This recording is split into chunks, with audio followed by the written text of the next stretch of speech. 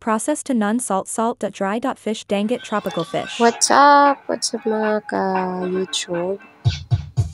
So, ituturo ko na naman sa inyo kung paano mag-boneless sa tuyo na danggit. Ayan po.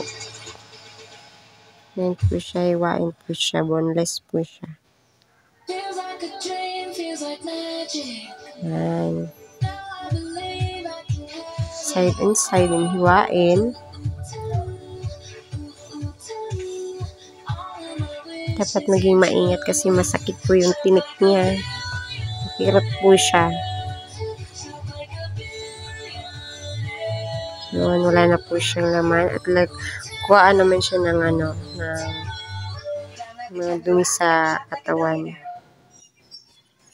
Ang tawag niyan.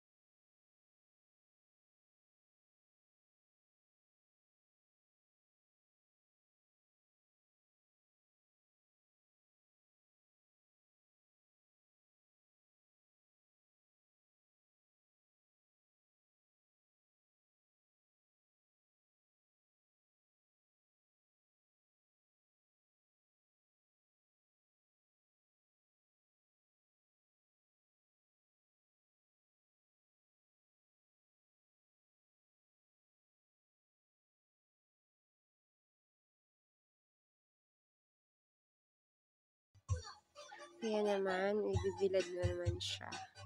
Hanggang sa ma-dry na po siya at pwede nang ibenta.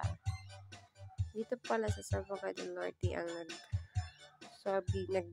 ng mga danggit kung saan saan dulot sa mundo. Kami po ang tagagawa.